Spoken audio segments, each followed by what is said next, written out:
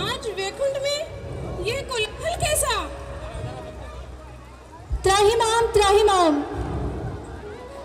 त्राहिमाम माते, त्राहिमाम प्रभु। भूमि, उठो भूमि, धीरज धरो। ऐसा कौन सा कष्ट आन पड़ा है तुम पर जो तुम इतनी चिंतित दिखाई दे रही हो? स्पष्ट कहो। माते, मेरे हृदय पर रावण का भार है। ब्रह्मा का वरदान पाते वो स्वयं को ईश्वर मान बैठा है। उसका अहंकार मेरी संतानों को कुचल रहा है माँ। धर्म डगमगा रहा है और भक्ति में बदल रही है माँ। दुष्ट रावण, अब तेरा अंत निश्चित है। भूमि, तुम चलो मेरे साथ। मैं उस अहंकारी की ही लीला अभी समाप्त करती हूँ। माते, मुझे किंचित भी संदेह नहीं कि आप संकल्प मात्र से रावण और उसके कुल का सर्वनाश कर देंगी। परंतु माते, रावण की मृत्यु उसका अंत नहीं हो सकती। रावण की मृत्यु तो एक संदेश होना चाहिए। रावण की मृत्यु अनंत काल तक पूरे देश में एक शिक्षा बनकर प्रकाशित होनी चाहिए। तभी होगा अधर्म का नाश और होगी धर्म की स्थापना। महाविष्णु को अपने राम अवतार पर आना ही होगा। तुमने सही कहा भूमि। प्रभु तो बहुत वत्सल है। उनसे की प्रार्थना कभी व्यर्थ नहीं करती।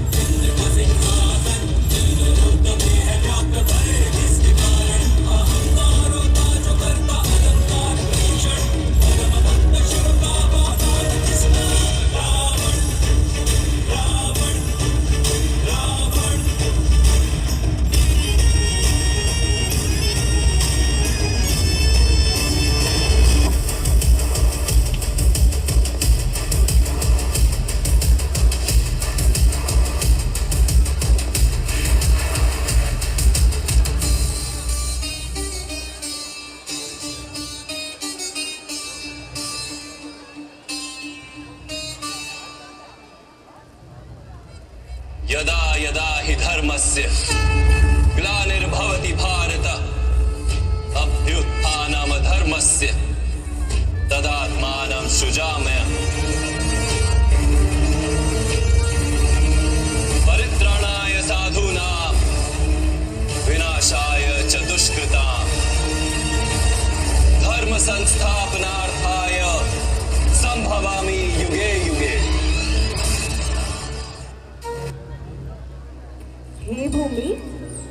आप निश्चित होकर जाइए, धर्म की पुनर्स्थापना का समय आ गया है।